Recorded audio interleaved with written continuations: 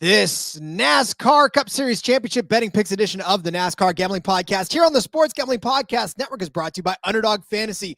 Underdog has just added Pick'em Scorchers where you can win 100x. Plus, every Sunday, they're giving away $100,000. Use promo code SGPN at Underdog Fantasy for a 100% deposit bonus up to $500. We're brought to you by Hall of Fame Bets, the sports betting research platform for parlays, player props, and game lines. Download the Hall of Fame Bets app or visit hofbets.com. Use code SGPN to get 50% off of your first month and start making smarter bets today. Plus, the MMA Gambling Podcast has just launched their YouTube channel. To celebrate, we're giving away an MMA Gambling Podcast hoodie. Head over to sportsgamblingpodcast.com/hoodie for all of the details. Driver! Start your engine!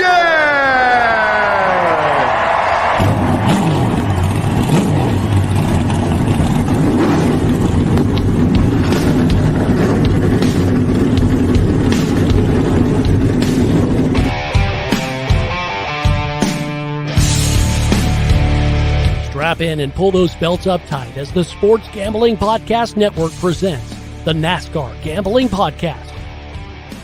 I'll wreck my mom to win a championship. I'll wreck your mom to win a championship. With all the news and the best bets for your NASCAR weekend.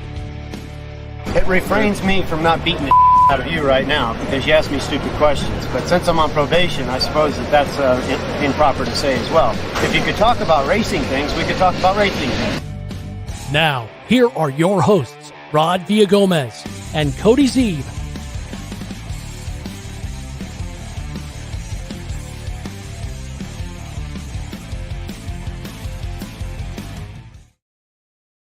Welcome in, of course, to another episode of the NASCAR Gambling Podcast here on the Sports Gambling Podcast Network.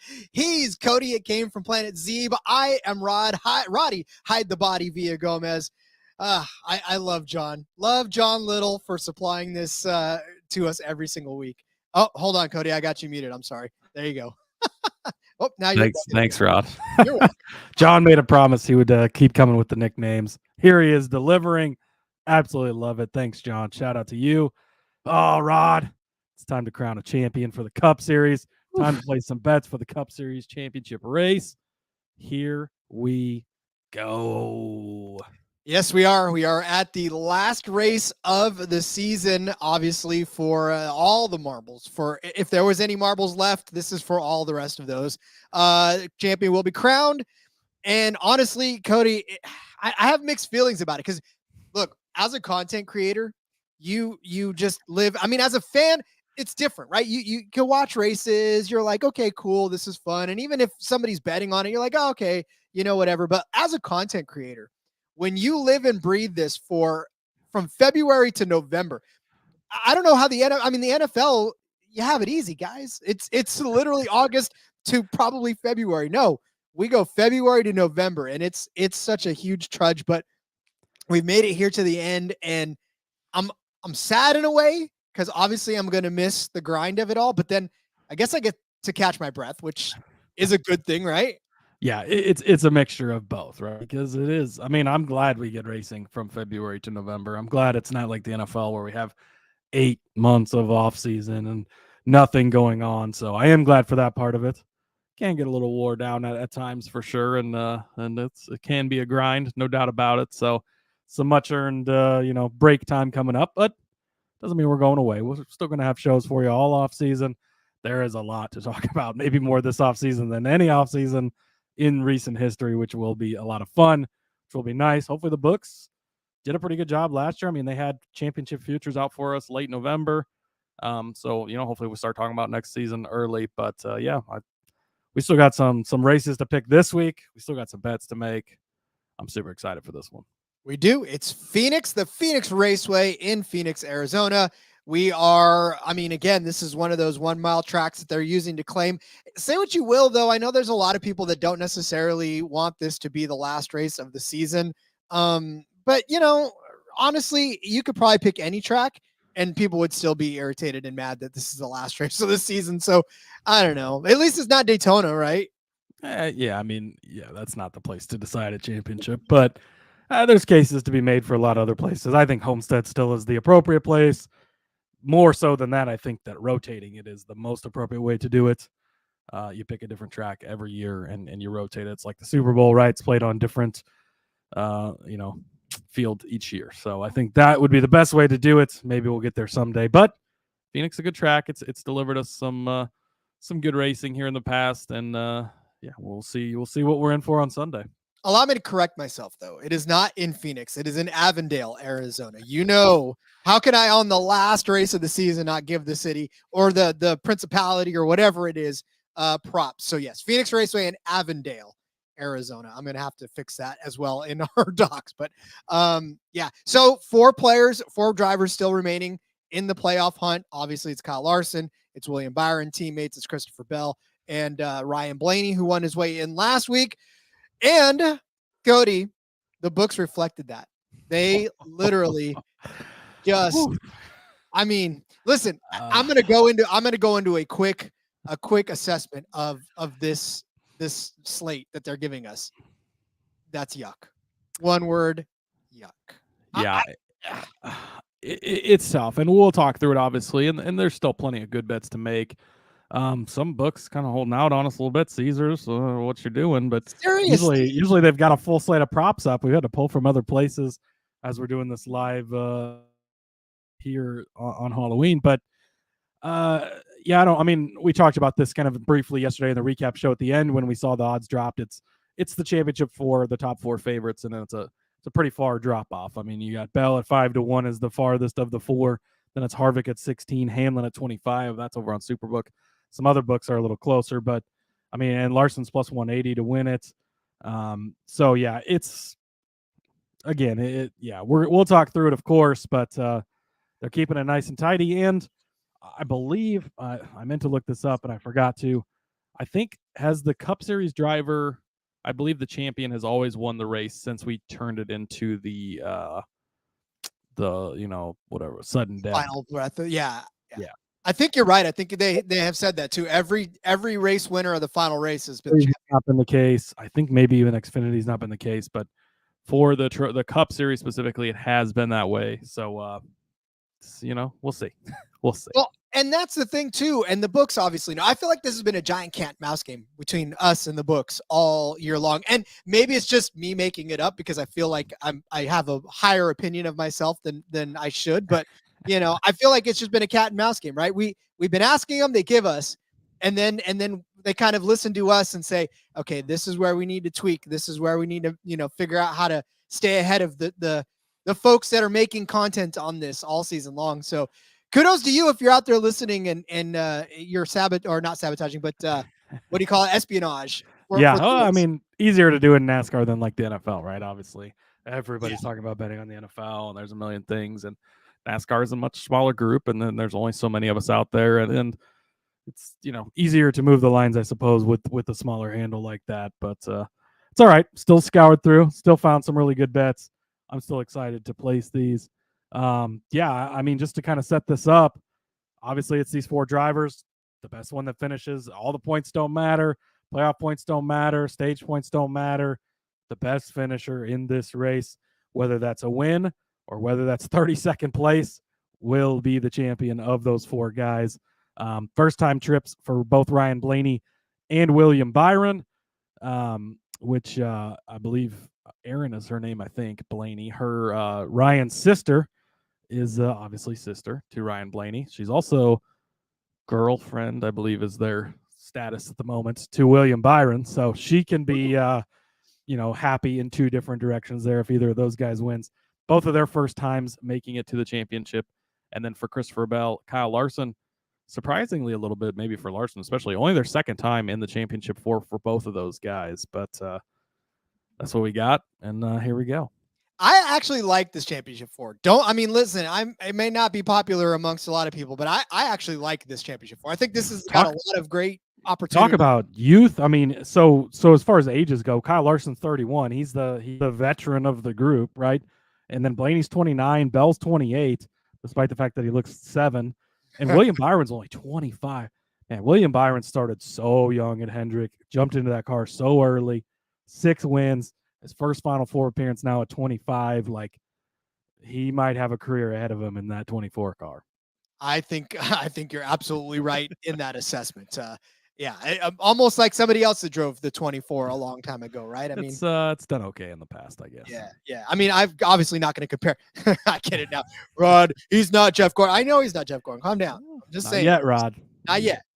There's something to be said about that. So, all right. Speaking of something to be said, we're going to get to the bets. We're going to talk about this because we're going to talk about everything that we think about what's going on as we start breaking down the bets, because that is probably the best way to do it for this championship race. So before we do, let's tell you about Underdog Fantasy. Underdog Fantasy has a way to play alongside your favorite football teams and drive along with your favorite drivers all season long. Plus, Underdog has just introduced Scorchers. Go 5 for 5 in Pick'em Scorchers and enjoy a spicy 100 times payout. And for a limited time, Underdog is extending the first deposit bonus up to $500. $100,000 Sundays continue on Underdog Fantasy. 10 lucky players are going to wake up $10,000 richer every single week. So we're going to give you some Underdog plays of our favorite drivers of the slate and Underdog plays of the slate on Friday's episode. So stay tuned for that. And when you sign up with the promo code SGPN, Underdog's going to double your first deposit up to $500. So watch along, make your picks, maybe make a little cash over on Underdog's mobile app or website, underdogfantasy.com. It's Underdog Fantasy, promo code SGPN. The MMA Gambling Podcast just launched their YouTube channel, and in honor, we're giving away an MMA Gambling Podcast hoodie to one lucky winner. Head over to sportsgamblingpodcast.com/MMA hoodie to submit your entry today, and make sure to subscribe to the MMA Gambling Podcast on YouTube. Well, Cody, it is the NASCAR Cup Series Championship race in Avondale, Arizona on the Phoenix Raceway. 312 laps around this 1 mile even track for Cody. Even I can do this math. 312 miles between us and the next Cup Series champion. I mean, I'm saying right now, the books, like you said, had us pegged on the outrights, but we found a way to kind of circumvent that to get you some good bets this weekend. Yeah, absolutely. A couple other things just to clean up before we get into the bets. The tire they're going to use, not the same one from March. It's the same tire they used in New Hampshire in July. The hope is the change in compound will add grip and increase tire wear, so that could become a factor a little bit later. And then, Ryan over at iFantasy Race, he posted the championship for his average running position ranking at the spring race in Phoenix here. Larson was 1.4, Byron 2.5, Bell 4.8, Blaney 7.5. That's pretty good. They were all right up there. So I think we are in for a good shot at this. And we've seen in the past, it's not always been the top 4 finishers, but multiple times we have had the championship 4 be the top 4 finishers. Just kind of depends how this shakes out at the end. Speaking of the end, Rod, are you ready to start the bets? I think I'm ready to start. I think everybody else is ready. You guys ready out there? I know the comment section's a little dead right now, but let's pick this up and get this going. So, yeah, Cody, let's get this going. All right, here we go, Rod. Kevin Harvick, been talking about it for weeks, going to be all in. I'm going to climb the ladder. It's going to be a complete ladder once we get your bet in there at some point in this episode. But Kevin Harvick, okay, so some books have him like minus 250, top 10. Pretty rough. Bet365, minus 130. Do not walk, run as quickly over there as possible and lay everything down on this bet. Rod, not 1 time in a row, not 2 times in a row, not 6 times in a row, not 13 times in a row, not 19 times in a row. 20 straight races. Kevin Harvick has been inside the top 10 20 times in a row. This is it. His final race in the Cup Series. He said before he's done. I don't think we're going to see him part-time in Xfinity. I don't think he's running some truck races. I don't think he's jumping back in a Cup car. This could be the last time we ever see Kevin Harvick behind the wheel of a race car. He is going to finish in the top 10, minus 130. Also his top 5 number over on Bet365, plus 230. I love it as well. Again, we're riding this Kevin Harvick ladder all the way to the top.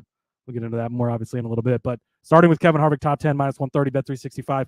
Do not wait. Go get that as quickly as you possibly can. Top 5, plus 230. Getting down on both of those.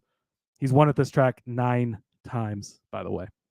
God bless America, man. You know, and that's the thing, too, about it. If you're going to have a track that you're good at, make it the last track you're ever going to run. So like you said too, and we'll obviously we'll talk about him a lot more coming up in the episode, but I mean, you got to think that right now there's sheer rocket boosters on that number 4 car right now. Oh yeah. I got more on that coming up for sure. I know Legend 98 had said in the Discord, Phoenix is the real hashtag forever race. Yeah, it definitely is. It is. And again, I've got more comments that I'll save for the winners section. Spoiler alert. I'll do the same for you guys as well. All right. So I went to the head-to-head market to try to find some value because that to me is where the true value lies. And like you said, a lot of those top 3s, a lot of those top 5s, so juiced, so to the point where, because the top 4 are almost already going to be locked, right? I mean, you kind of know that it's going to be any combination of the top 4 drivers, with the exception of maybe somebody bowing out. But we've seen this every year where the 4 drivers in the championship race are the 4 that are in the front. And a lot of times, more often than not, they're the 4 that finish near the front or in the top 5. So that only leaves you with 1 extra spot in the top 5. So who do you give that to, right? That's a matter of where do you find the value in that? So I chose to go a different direction. We're going back to the head-to-head markets for this one. I'm taking Ross Chastain over Kyle Busch, -110 over on Superbook. And honestly, this was the only matchup that really didn't involve, first of all, one of the final 4 drivers out there. And second of all, that I could kind of stomach that didn't involve the 4 drivers. And you could point to all of the track stats you want. You can point to the fact that Kyle Busch is on a streak where he's had 4 straight top 10 finishes on this track. And you could even go so far as to say that, a lot like Kevin Harvick, Kyle Busch has only had 2 finishes outside of the top 10 in his last, it's going back to 2015. That's a lot of races. He's won a couple of those in there. And even in the 8 car, right, earlier in the spring, he had an 8th place finish. But Kyle Busch in the spring is not Kyle Busch in the fall.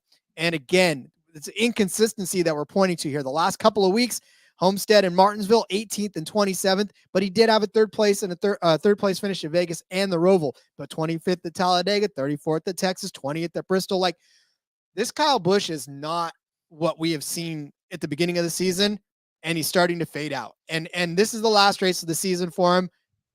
His teams no more, his truck teams no more. There's just nothing more for Kyle Busch to sort of go after at this race, other than maybe a good finish to salvage his season, which, he's going to. I'm not saying he's about to give up, but I'm also saying that when you're at the end of a long race, there's 2 types of people. One that'll sprint to the end, and I've seen this in marathons before.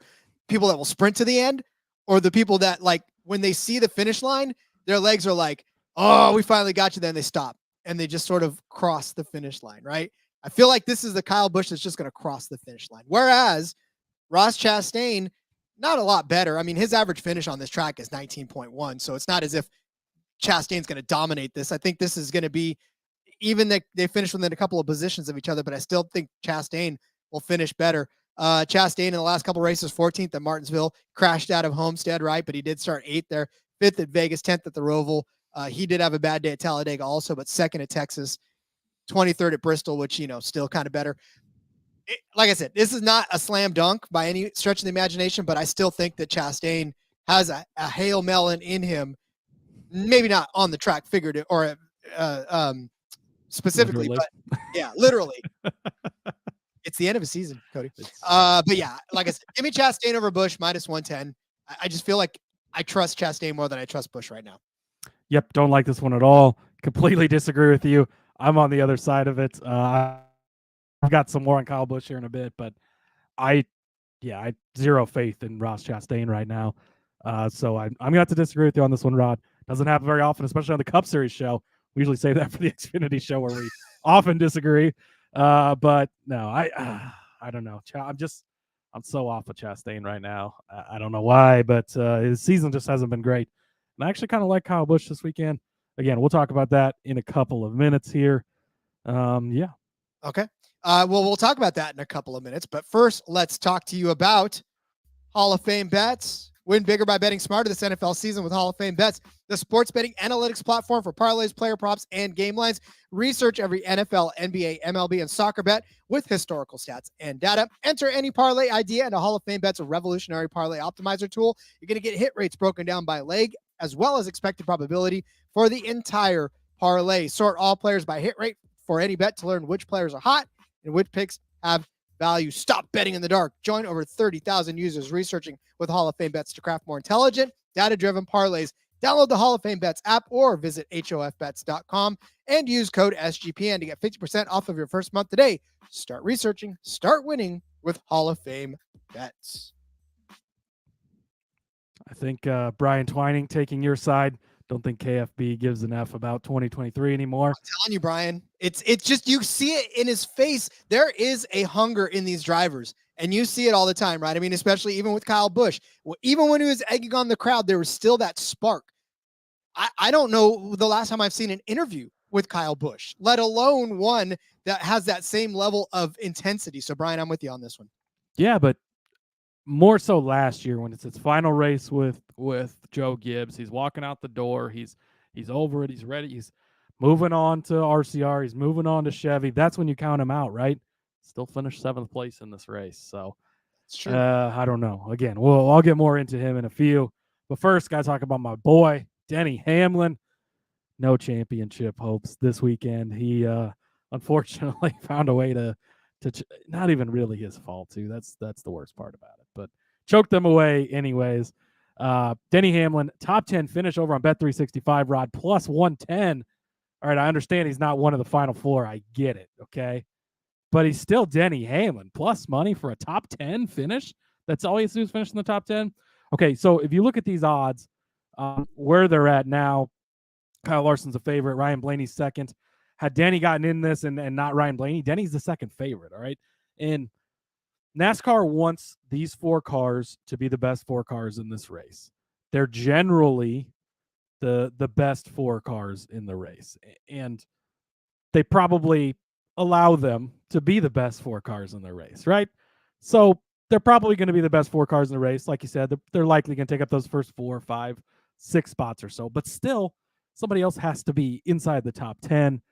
You've got to get in on Denny Hamlin at plus money. And he's coming off of great runs. He was 3rd place last week at Martinsville. He was 3rd place the week before at Miami. Now he ends up 30th, but he was running up inside the top 10. I think he might have even been in the top 5 when that power steering broke and cost him the good finish. But he was 10th at Vegas. He was 3rd at Dega. He was 5th at Texas. He won at Bristol. He was 2nd at Kansas. The only reason it's this low is because of that steering failure. If that wouldn't have been the case, he'd be in the final 4. He'd be the second favorite probably to Kyle Larson to win this. So I don't know why his number is so low. That's ridiculous. But he's got an average finish, a 10.6 here. In the spring, he finished 23rd here, but with that caution came out with 9 laps to go. He was running in 14th place. If you remember, that's the race where he just drove Ross into the wall and kind of ended that deal. So I'm going to kind of throw that out. He was 4th and 6th in the stages, had a good car throughout the day. His finishes before that, 8th, 13th, 3rd, 4th, 20th, 1st, like 5th. Good finishes most of the time inside the top 10. If you can get Denny Hamlin at plus 110 still over on Bet365, even if it goes to minus 110, minus 120, minus 130, I'm still probably getting in on it because I get it. The season's over and he's not going to win the championship, but these guys are still fighting for 5th place in the championship. It still pays money. It still pays points, everything. Again, literally the difference between him and what's even funnier, I've got to pull up these odds because the odds for the championship 4 to finish inside of the top 10. So looking at Bet360, I mean, Kyle Larson's minus 650, Ryan Blaney's minus 550. So you're telling me if that power steering or that steering issue doesn't happen in Homestead, he's minus 550 for a top 10 probably. And instead you're getting him at plus 110. That's absolutely crazy. Like Brian said, numbers getting nuked everywhere right now, as it should be, because it's fucking ridiculous. Like, that's insane. And John Little, Caesars needs to get the rest of the props up. Yes, they do. That's the book we use the most, honestly, because they're usually very good about getting them up, especially earlier in the week when we're recording this. They're lacking today. And then we look for them for the special props. They've had all the fun stuff lately. So maybe before the end of the show, something will come out, but we'll have to see. They didn't want us to get in on it. They were scared. They're like, oh my Scared? God, they're going to hammer Yeah. us. So, all right. Well, If you look at the numbers on these bets, the books are real scared on a lot of stuff this week. as well they should be, I guess. I have to go back and listen to last year's because I don't know if we had the same sort of, luck trying to find bets as we did this season. But Yeah, I'll have to go back and it look. would be interesting just to go back and see how last year was, just to see. But I'll go listen. Yeah, I'll listen on my way to There you pick go. up the kids. They'll be like, Dad, why are you listening All to right. yourself? And I'll be like, whatever. All right. you be quiet. Listen to me too. Yeah, you shut up. Listen to it. Get in the back seat in there. All right. I've got another head-to-head. I'm going to take Bubba Wallace over Eric Almirola minus 110. I understand that he is the darling of everybody right now because he had such a good run yesterday, or not yesterday, but last week. And he also had a pretty good run in Homestead, right? But look, his average finish this year is just above 20th place. So, I mean, he popped up and had a fantastic finish there, but like 20th place is not really moving the needle for me, especially over the last couple ones. And yes, short flat. Yes, SHR is probably going to be good here because of Kevin Harvick, but I still don't know that Eric Almirola is going to turn in a worthy enough performance in Phoenix, given the fact that, listen, last year he started 31st, finished 33rd.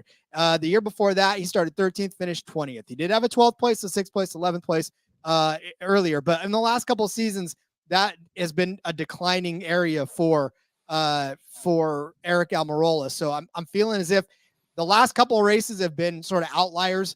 I know he's good. I know this is probably his last race too, as he rides off into the sunset and gets a lifetime supply of Smithfield bacon, because that's exactly what you get when you retire and that's your sponsor. Boy, that'd be great, wouldn't it?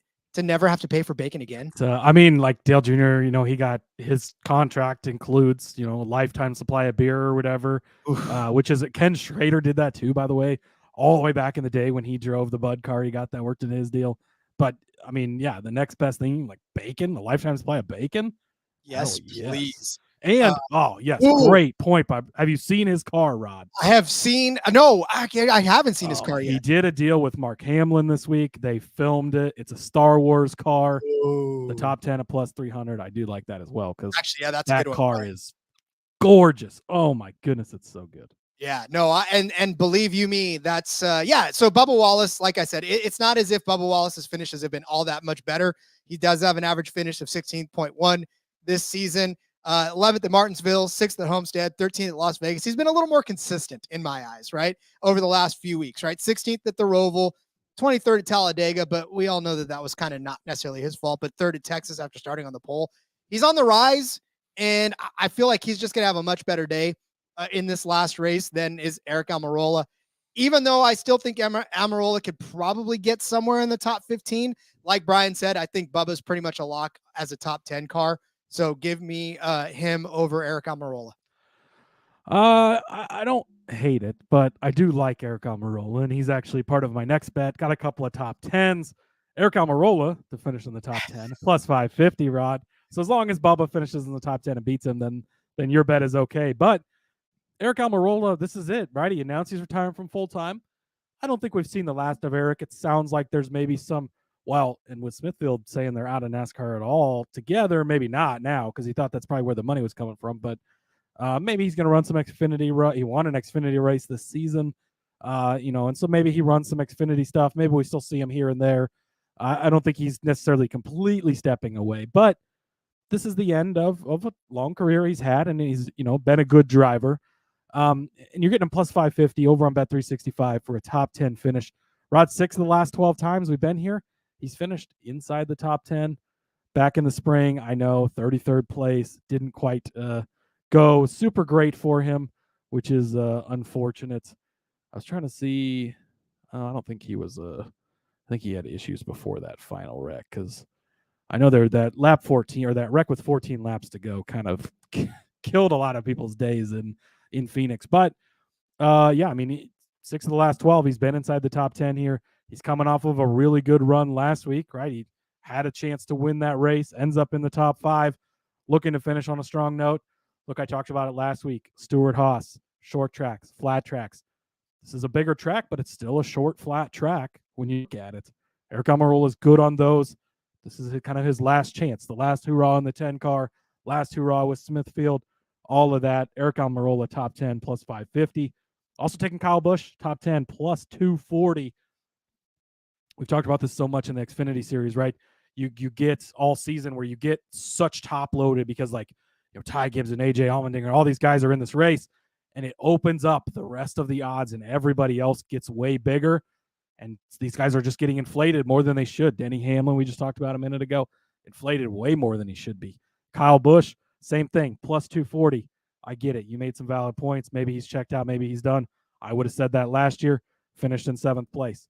Ryan over at iFantasy Racing says that in the last 4 races here, he has finished inside, or he's finished 7th or 8th specifically in all 4 of them. 4 straight finishes of 7th or 8th.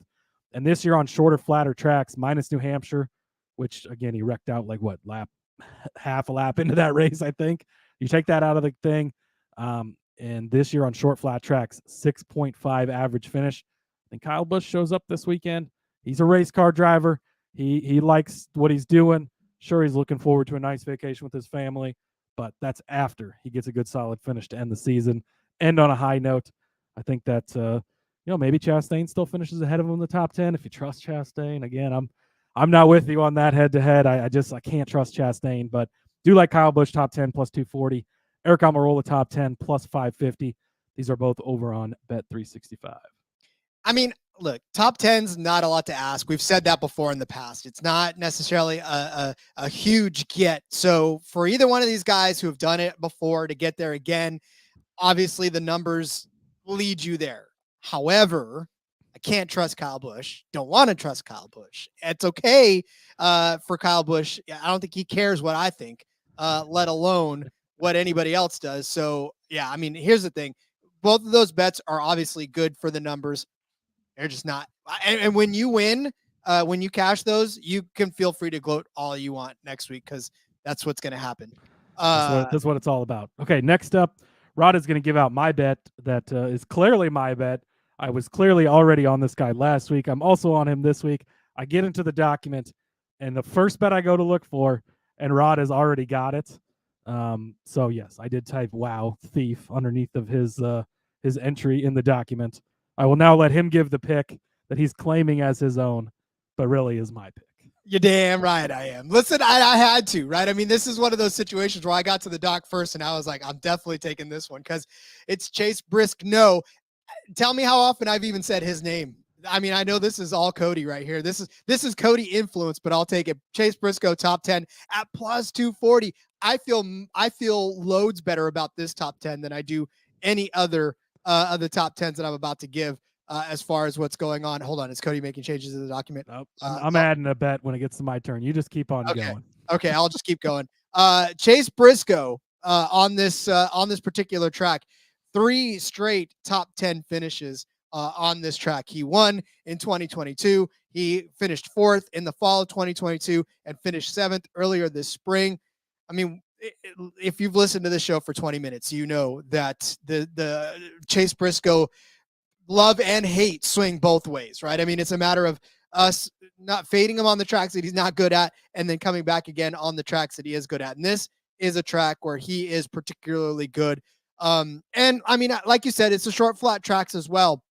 But even on these intermediates, he did get a 10th place at New Hampshire earlier in the season as well. Didn't do too good on Gateway, didn't do too good on Dover. But again, for Phoenix, it's just, in the spring, he got 7th place. In the fall of last year, he got 4th place. He had a 15th at New Hampshire, just outside of the top 10 in 2022, 13th at Dover. Again, another one just outside of the top 10. So he's circling in and around that top 10 area in those other mile tracks that are out there. But this track in particular, he definitely shows up, and we saw him show up last week with a 4th place finish at Martinsville. So again, Chase Briscoe, not somebody we normally tend to bet on, only 8 top 10s in the entire season. Cody tends to love to fade Chase Briscoe, and that's fine. But I knew that he was going to hate me for grabbing this one first, but could not pass up Chase Briscoe, top 10 at plus 240. Yeah, this is an absolute must bet. Briscoe at top 10, the plus 240. It's a great price. He's really fucking good here. I'm going to go even farther on it. Top 5, plus 700. But Rod, the championship 4, always finish on the top 4. While that has been the case a lot of the times, the couple of times that we've been, the last 2 times we've been in Phoenix here, hasn't been the case because last year Chase Briscoe finished in 4th place in this race. You just talked about how good he's been here. Last week, you go back to Martinsville. Again, it's a short, flat track. It's smaller. It's different. I get it. But he finished 4th place. He had a very strong car all day long. Short, flat tracks. I'm pretty sure every time we've been to a short, flat track, we've bet on Chase Briscoe this year. Pretty sure he's made us a lot of money on those tracks. And then he's made us a lot of money fading him on the bigger tracks where they haven't been as good. But he's good consistently when we come to these tracks. You look, so 4th place last fall. He led 101 laps last spring when he won that race here. He has an average of 10.0 average finish on short tracks this year. If you take Gateway out from Ryan over there at iFantasy Racing, he's 3 for 3 top 10 finishes in this next gen car on this track. You've got to get on Chase Briscoe. So I love your top 10 bet. Adding the top 5 at plus 700. Again, it's not always the championship 4 guys. You've got some guys in there that can make mistakes. Things are going to happen. It's not necessarily going to be a perfect 4 for 4 with those guys. I think Briscoe could crack the top 5. Also, give me Chase Briscoe over, almost said Ryan Truex. Whoops. Martin Truex. Although Ryan might actually perform better this weekend because I think Martin is completely checked out and ready to be done with this season. Big on the fade Martin Truex Jr. train this weekend. This is plus 100 over on DraftKings. And let's see, I had from Ryan over here as well. I got too many tabs open. Martin Truex Jr. in Phoenix in recent races.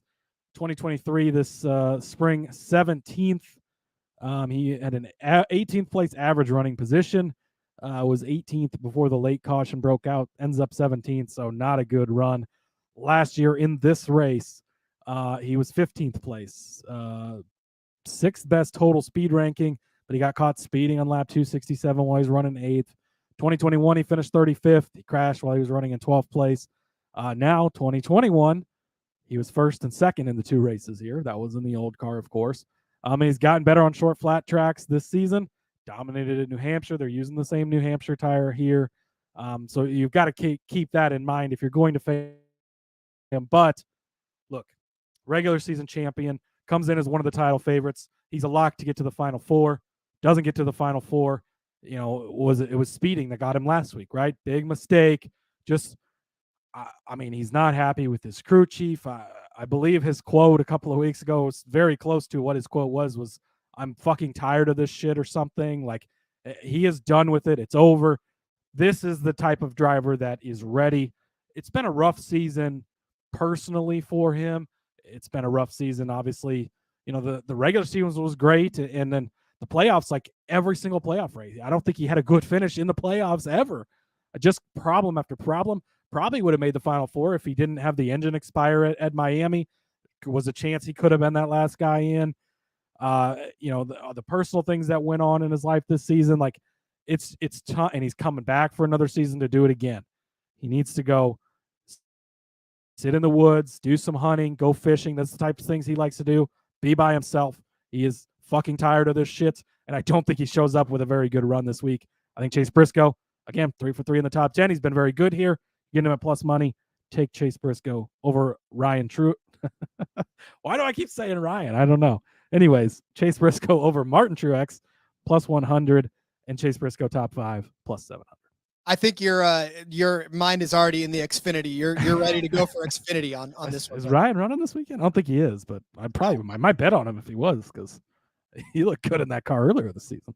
Listen, as a fellow old guy, I'm telling you right now, patience runs very thin. I find myself wondering where my patience even went. I mean, I used to be a young man that was full of just utter patience. And now, like at 47, I'm shaking my fist at the sky saying, you know, whatever, get off my lawn, more than I ever thought I would. So I get it. I get Martin Truex's junior, you know, because this is his office. Do you think he's already had the conversation with Coach Gibbs about how James Small better not fucking touch his cars next year? Oh, dude, it's got to have been had, right? Like, and listen, you think he's been on the phone with Cole Pern? Please come back. Let's run it back one more time. And can you imagine if Cole Pern? And another one. And another. That would be beautiful. All right. Speaking of Gibbs, I'm going to take the grandson. I'm going to take him as a top 10 car, plus 325 on Bet 365. You got to think that at this point, if all of these other Gibbs cars are just going to kind of, be all around the front, Ty Gibbs is going to continue to be around the front. He has one start on this, obviously, in the Curmudgeons Unite. Look at Brian. I'm telling you right now, man, I don't know what it is, but I'm sitting there driving, and I've brought this up before too. My road rage is at an all-time high, and I think it's because I spend most of my time in the car, and everybody else around me pisses me off. So I can only imagine what Truex is going through right now. But yeah, Curmudgeons Unite for sure. Anyways, Ty Gibbs, one start in this in the Cup Series was in the spring. He started 14th, finished 28th. I know that's not a top 10 start, but obviously we were talking about Gibbs throughout the entire course of this season, right? I mean, we knew it was going to take him some time to get his legs underneath him. That was only his third race. I mean, he finished 25th, 16th, 22nd in the races before that, and then 28th. But then he went on for a string of 9th place, 9th place, 9th place, 10th place, 18, right? Ty Gibbs started to get his legs from underneath legs underneath them, and he's been doing okay lately. It's been hit or miss. Obviously, he's been getting caught in some stuff that's not his own, but starting inside of the top 10 for the better part of the last few races. He started in 8th at Bristol, started 4th at Texas, 10th at the Roval, 11th at Vegas, 9th at Homestead, started out in the outside pole at Martinsville right before he ended up getting caught up in it. Could have been a top 10 car by the end of that for sure. Could have been probably even a top 5 car if the things would have played out correctly for him. So I think he's on the rise, and I think he's going to be in for a decent finish this week. And like I said, top 10 bets to me, if you can find good drivers at plus money, that's where you go with top 10 bets, right? You don't have to necessarily go for the long, Yaley shots or the Todd Gilliland, which would have cashed you last week. But, again, I think a good, safe Ty Gibbs at 3.25 to 1 is really good. So I like taking the chance on that one, especially as a top 10 bet with a lot of legs underneath it. Brian says my wife is close to not allowing me in public. Brian, mine stopped me a long time ago. We're done. Like she's I think, yeah. Mine doesn't like to be out in public with me, but here we are. I get it. One more to wrap that up. Brian says 2nd, 6th, and win an Xfinity for Gibbs. I mean, around this track. Yeah, exactly what I was just going to say. He won this race last season, won the Xfinity race last season to win the championship here. He's the type of guy that's, I don't think he's looking to the off season. I think he's looking to get every ounce he can out of it. Plus 325. I mean, for the numbers we've seen on him and taken on him this season, that's a pretty good number. It's a lot bigger than we've seen. And we know he's fast. We know he's good. Does he get in a pissing match with Logano? Does he get in a pissing match with Hocevar after last week? Hopefully not, right? But because that's the types of things that could cost him. But I think he'll show up with a good car and want to have a good day. So, yeah, I do like the Ty Gibbs play. Next up for me, I'm going to go to Austin Cindric. Not a guy we bet on a lot this season, but I did like him in Group E over on Superbook. He's plus 270 to win this. He's against Carson Hocevar, Eric Jones, and Austin Dillon. So looking at this, Cindric, 9th place last week at Martinsville, 12th place at Homestead Miami the week before. He's been pretty solid the last couple of weeks, maybe kind of finding some momentum here at the end of the season. It's not been the greatest season for him for sure, but some momentum going into the offseason I think would be a good thing. Penske has been strong here. They were really great in this race before. Obviously, that's been the talk with Ryan Neal. Blaney might be the most popular pick, I think, so far this week from everybody I've heard, as far as just, outright picks to win this race and championship because how strong he's been. Joey won this race in the championship last season. So Penske's been good here. And in that race last year, Austin Cindric finished 11th place. So good, strong run for him. But I'm also fading the people in this group with him. Austin Dillon and some more statistics from Ryan over at iFantasy Race. He's got one finish better than 9th place this entire season. The 21.8 average finish this season is the lowest of his career. He's just, it's been a rough season. He's ready to turn the chapter, ready to do the page. One of those guys maybe kicking it into vacation mode, right? He's got a pro rodeo team to go run. He's got, I think on DBC they were saying to take Pop out to the porch because of his comments this past week. Maybe need to check on RC and check and see how he's doing after everything that went down this last weekend. But so kind of fading Austin Dillon a little bit.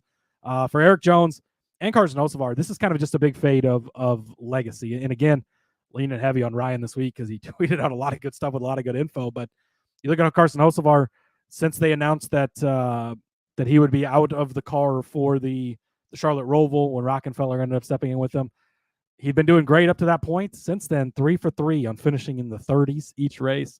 I mean, last week, what were you doing, buddy? Like, just, roughing up some people he shouldn't be roughing up. You're going to be a full-time Cup Series guy next year.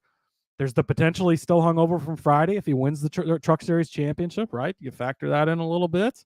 It's possible, right? So fading Carson Hocevar a little bit. And then for Eric Jones, 21st or worse in 6 of his last 7 races. I know we talked about him for a while. Things were looking good. Everything was going great for Legacy. But if you look at the full season overall, they weren't that great. They had that nice run with both those cars. It's trailed off again. This is the final race with Chevrolet. They're definitely not getting any more info from Chevy. It's time to move on to the next chapter. It's time to step in. I think that entire club, Legacy Motor Club, is ready to get on to vacation, get on to next season, get on to Toyota and their new drivers. So I think that Austin Cindric is the way to go in Group E over on Superbook, plus 270. I think Legacy, or I think Chevy is giving Legacy, those cars that you put together like they sell at Hobby Lobby where you build them, model kit cars. Those model cars. That's what they're giving them for this race. They're like, here you go. Why does it still smell like glue? And they're like, don't worry about that. You're good. Yeah, just cars you used before. Just finish those out before we just move on. Just go ahead. Goodbye. Not getting that extra Chevy time, I don't think. No, they're getting the 2004 models, the ones that they couldn't move out. They're like, no, you're good. Just drive what you got. All right. Yeah, I mean, look, fading all those guys is definitely the way to go. And I'll take you on that one. I don't know. It's just that's a yucky group. So I'm glad you found something to not be quite so yucky. All right. Yeah, it is a stinker. Like, it's not like I think Austin Cindric's going to be super great. I just think he's going to be the best of the not so great of that group. He'll be 26th and he'll still win this group. So that's even very possible. Yeah. All right. So we said we were going to run this Kevin Harvick ladder up to the top. My rung stops at the top 3 plus 425. I mean, we already laid out the case for him earlier in the episode as far as how far we're climbing this ladder. For me, like I said, I'll stop at a top 3. It's comfortably at a top 3 because if anybody's going to break up the championship 4, it's got to be Kevin Harvick. Just so many top 10 finishes. You said it. Just 20 some odd top 10 finishes in a row. Top 5s in the last couple, just outside of the top 3. I mean, all he's got to do is just hit that rocket boost a couple more times in the last few laps, and he'll make it into the top 3. I like the number too. The number to me, that's the best number other than his outright to take this, because at 425 for a top 3 finish, that's a very solid number for a guy who's very likely going to either win this race or come down to it at the very end. Yeah. Again, I got some more on Kevin Harvick coming up. We're going to finish climbing that ladder, but you look back, the Jimmy Johnson's final year was the championship 4 and they were the fastest 4. Guess who was the next fastest guy? It was Jimmy Johnson. It's going to be Kevin Harvick this year. And so, I think I'm riding this ladder all the way to the top, but top 3 plus 425. I agree with you there. And again, I would have probably put this in part of my bet if you hadn't already gotten it in here. So glad you got your one Harvick bet in there. I'm definitely my last one of the year. Oh my God. Last one of forever, Rod. Cody. Oh my God. My last one. The last time we're ever betting on Kevin Harvick, most likely. It just hit me. Oh my God. It's very sad. Forever. It is very sad.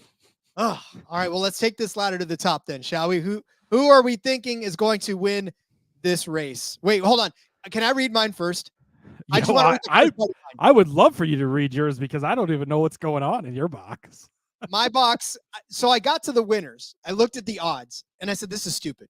I was like, obviously the books want us to either go with the top 4 or not with the top 4, right? Because when you look at their odds, I mean, let me pull up Superbook right now. I'll pull up Superbook's odds for it. So they've got Larson at plus 180, Blaney at 325, Byron at 350, and Bell at 500. And then they've got Harvick at 16-1 on Superbook, right? It doesn't matter which book you're looking at because all of them have roughly the same amount of disparity between Bell and Harvick.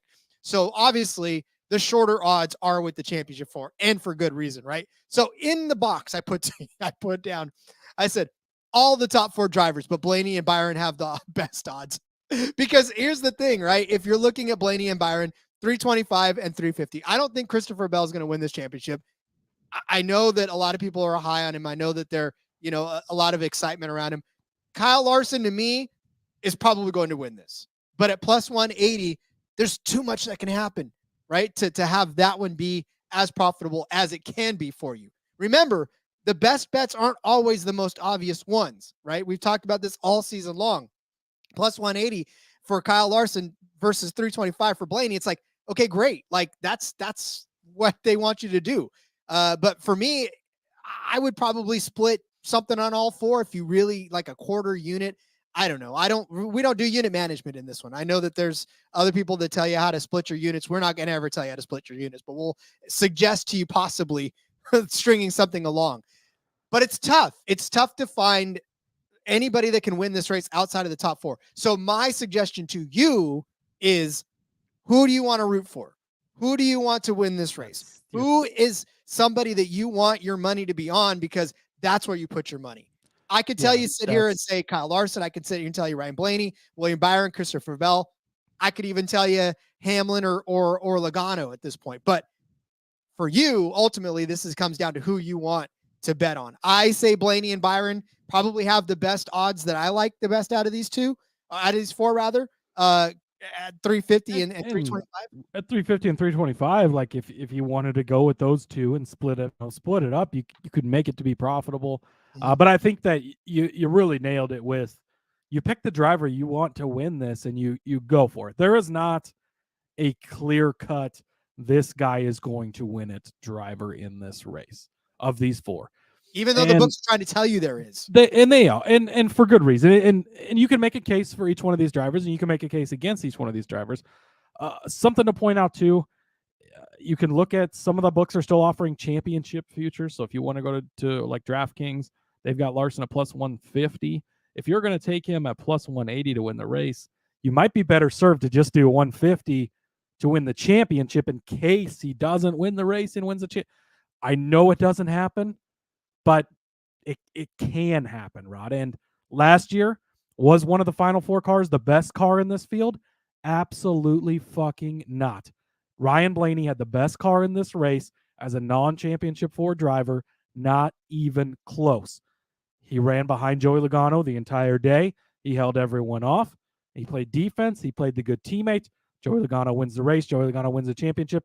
If that's not Joey Logano right there in front of him, he's passing that car. He's winning that race because he was the best car. So it's not impossible for them to win it. So might be something to look at depending on what your books are offering. If the championship odds aren't much less, that might be the way to go about it. For Kyle Larson, is he the best driver in possibly the entire world? Max Verstappen says something about it, but yeah, he probably is, right? But we've seen what can happen. How many DNFs does he have this season? How many times does him giving 180% every single lap not pay off for him, right?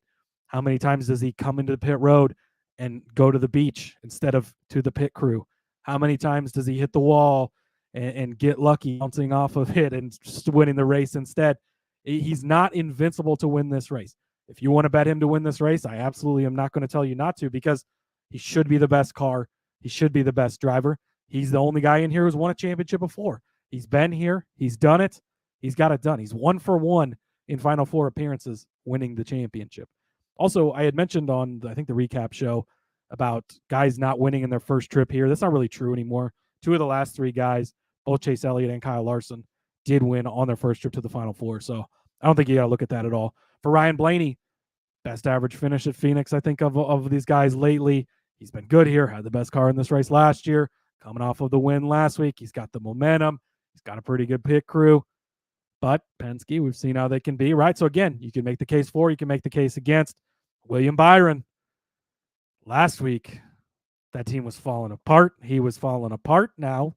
He was obviously experiencing some exhaustion and some stuff like that, and maybe that won't affect him this week, but he's only 25. He's the youngest guy in this group. Is he ready to step up to the big stage here? I don't know, but Rod, he led laps here in the spring. He won 6 races, more than anybody else this season. He's popped up when you least expect him to in 1 races. Again, the case for and the case against. Christopher Bell, he's the long shot. He's the guy that I'm going to take, Rod, at 5-1 as my pick.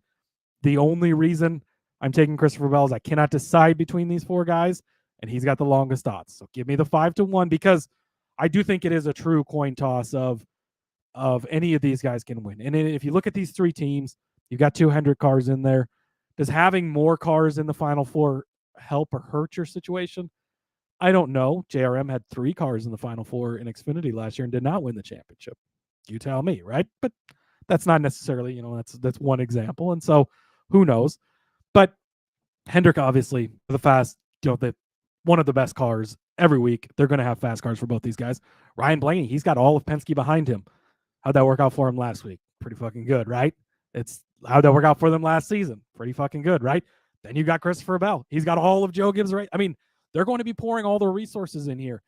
The 11 crew chief, I don't know if I want to use the 19 crew chief as an example, but these teams, they're going to help you go help your teammate win this championship. Saw it with Penske last year. You saw it with Ryan Blaney playing defense that entire race. He didn't have to do that. He was a good teammate, made sure that nobody caught his teammates. So I think that all these guys have a good chance. I think Christopher Bell, 5-1 to win on Superbook is the best way to play it. Also, another way to possibly play this, a lot of the books are offering groups. And so Superbook has a group of these 4 guys, and he's plus 420 there. So in that case, it's basically the same as betting him to win the championship because obviously only one of those 4. But again, if Kevin Harvick wins this race and Christopher Bell finishes second, you can still cash a plus 420 instead of cashing a plus 500. So play it both ways, pick the way you want to play it. But I think that both are good options as far as the Final Four go. But like you said, any of these guys can win. It could come down to a late pit stop.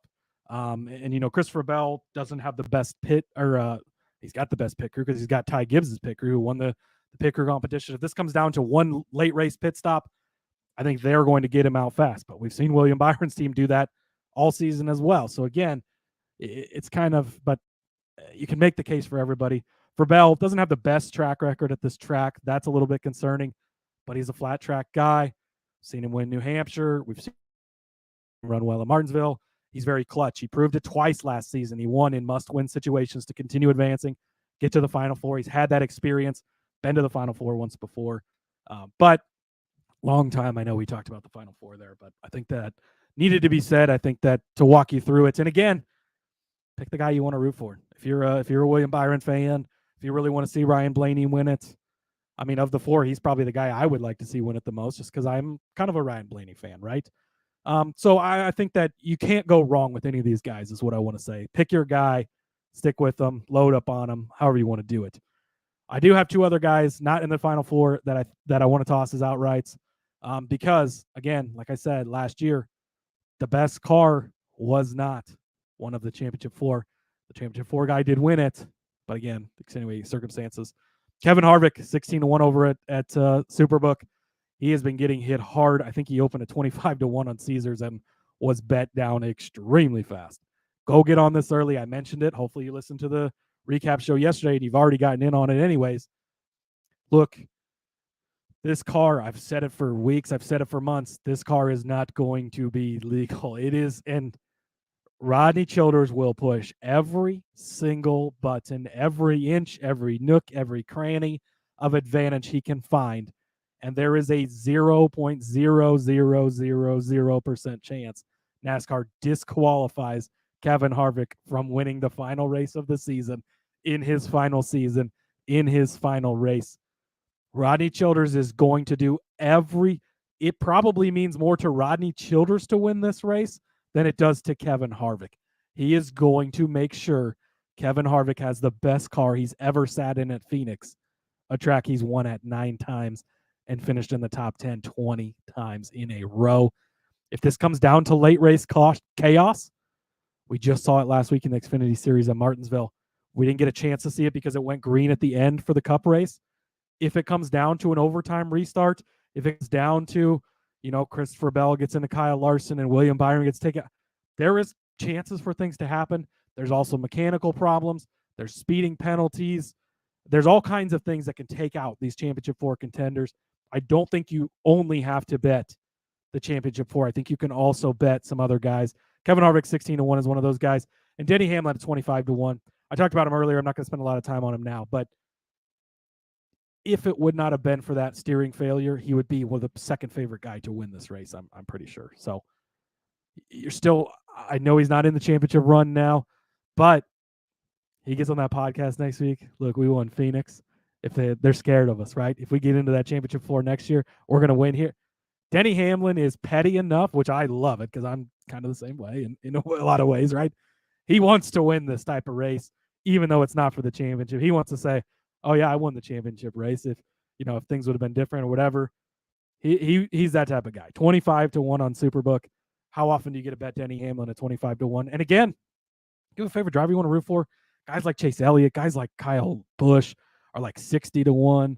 Truex is 30-1 even. Look at how he dominated New Hampshire. Like, I know I made the case against him, but you could make a case for him. Almirola is 100-1. Like, there's a lot of long shots. You could sprinkle money on it, and really, everybody's a long shot outside of those top 5. I mean, it's the top 4. It's the top 4, and then Harvick at 16-1, Hamlin at 25-1. Everybody else is longer odds. So pick and choose who you want to this weekend. Make a case for whoever you want. Those are our picks, obviously, but I am really, really excited for Sunday's race. Excited to go make some money, and excited to see a champion crowned, potentially a new champion. Got 3 shots at a new champion, a young champion, no matter what. 31. Larson is the oldest guy out there. So yeah, this is the next wave of NASCAR and kind of your next wave of superstars here. Indeed. Killer Bees up there too. 3 Killer Bees. There's Byron Bell and Blaney. Too bad Briscoe didn't make it. That would have been 4 Bees. Kyle is probably the more realistic one. Whatever. But yeah, so again, with all of that said too, and just a matter of looking at all these guys, you're going to hear everybody make cases for all of these guys over the course of the next week. I mean, we're going to obviously spend a lot of time. You're going to hear a lot about Larson. You're going to hear a lot about Byron. Wins on this track, second place finishes on this track. So many stats are going to be thrown out to support who they're going to pick for the championship. But again, ultimately it's up to you, because you can make a case for all of these guys, and people will make cases for all of these guys. So you just have to figure out what the most compelling angle for you to do that. Brian says Joey Logano's a fun dart. Blaney Rex out early. That's true though. He will be solid point. I mean, he won this race last year. He was the best car, right? And yeah, and the car that wasn't the other Penske car that wasn't in the Final Four was actually the faster car. Yeah. So he could be up there too. Again, a lot of guys you can make a case for, and I think the books want you to think it has to be a Final Four guy. Nobody else can win this race. It's not true. Is it likely going to be a Final Four guy? Of course, but it is not a guarantee that is what's going to happen.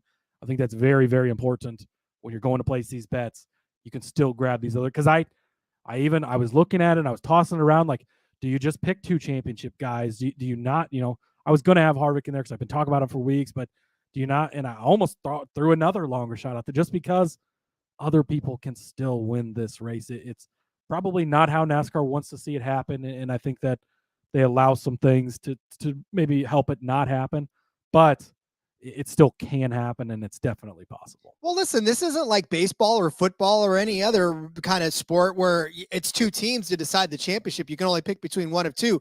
I mean, obviously, to win the championship, yes, there's only 4, but to win the race, there's still 36 cars out there. So it's not as if those guys disappear just because they're not in the championship 4 anymore. One of those guys would love to go home and spoil the party for these guys. So yeah, I mean, finding a way to take some long shots too on drivers that you like, not a bad idea on this track as well. So, all right, get out your pen and paper. Let's go ahead and wrap this up and get your betting cards filled out for this NASCAR championship race. Cody started you out with Kevin Harvick as a top 10 car at -130, laddered that up to a top 5 at +230. I took it as a top 3 at +425. And then Cody finished the ladder climb at 16-1 for Harvick to win the race.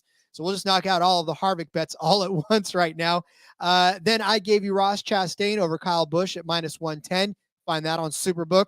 Cody gave you Denny Hamlin as a top 10 car at +110 on Bet365. I said that Bubba Wallace would finish better than Eric Almirola at -110 over on Superbook. Cody gave you Kyle Busch as a top 10 car at +240 on 365. Added Eric Almirola as a top 10 car at +550. Also on Bet365. Also on Bet365, I gave you Chase Briscoe as a top 10 car at +240. I pickpocketed Cody for the pick there. And then so Cody gave you Chase Briscoe over Martin Truex Jr. at +100 over on DK. Take him over Ryan if you get the option to. And Ryan Truex as well. Not Ryan Blaney. We've been saying Ryan Blaney the whole game, so you can't. And then Briscoe is a top 5 at 7-1 on 365. I said Gibbs would be a top 10 car at +325 on 365. Cody gave you Austin Cindric to win Group E on Superbook at +270, which consists of Carson Hocevar, Eric Jones, and Austin Dillon. I gave you Harvick again as a top 3 car +425. Cody gave you Bell as his longer shot in the championship 4 to win this race at +500 on Superbook. Also tossed him out as a group winner on Superbook over those championship 4 at +420. Harvick at 16-1, Hamlin at 25-1, and then I basically just said pick who you want to go for. Really, honestly, who you want to cheer for. I like Blaney, probably the best. Byron's pretty intriguing at +350. So if you pinned me down and told me to pick one of them, I'd pick Blaney. But again, I think I want my daughter to be happy as well. So we'll be okay with that. So the heartstrings and the daughter says pick Blaney at 325 or whatever odds you can get him at between now and when you place your bet. If Ryan Blaney wins this, episode 300 will be the recap show. Ryan Blaney's corner definitely making an appearance in that one if that's the case. I'm telling you. So listen, I think I may have said this before on it, but I when I was at Sonoma, I took a picture with Blaney and I took a picture with Bubba because those are my daughter's 2 favorite drivers. Of course, I sent them both to her. She's got both of those as her lock screen and her home screen on her phone. So I feel quite honored that there you go. Her favorite drivers are on there, but I'm in there too. So I kind of reminded her how that works. Oh, she really put it up because it's good pictures of dad. Just happens to have her favorite drivers too. Yeah, I don't think I'll buy that at all. If she could have photoshopped me out, she probably would have. But it's all right. Claytron 1118, by the way, pointed out in the Discord. Larson's odds to win the championship are higher than to win the race at BetMGM. So again, this is the reason. Like, look through your book and because he's +160 to win the race, +175 to win the championship. To win the championship, he can do without winning the race, and if he wins the race, that means he wins the championship. So just bet him to win the championship. Don't bet him to win the race. So again, make sure you're checking all your options at whatever. Again, everybody's books are different. Everybody's options are different. We get that. It's not all, one big thing, but if you get the chance to look around and get different options, make sure you're paying attention because you can get some extra, that's again, Kevin Harvick wins the race and you got him at 16-1 and Kyle Larson finishes second and you got the championship ticket. That's a pretty nice way to work out for you there. So just make sure you're looking around at all those options because that is important. I love how creative we can get though in betting, in gambling in general, because that is the way. I know that there's so many people that come on, all they want is just quick picks, right? All they want is just give me a pick, tell me, but get creative. Find those ways to maximize what you're doing with these books. Dig into the books a little bit. Don't just hit the outrights. Don't just hit the top 5s or whatever. Just go deeper. Like, have fun with this. I know you're in it to make a buck or two, and that's fine and well, but the books are giving us so much more, and not just in NASCAR, but in football in general and any sport that you could get into, man. Have some fun with this stuff. If nothing else, our picks are to help you find ways to get deeper into the books as well and to have more fun with it. So, this is a perfect race to do that too. Yeah, exactly. One other thing I wanted to say too, LaFlame Thugger 21 over in Discord had mentioned parlaying the winners of these races. We don't have Trucks or Xfinity out yet, but come back later in the week.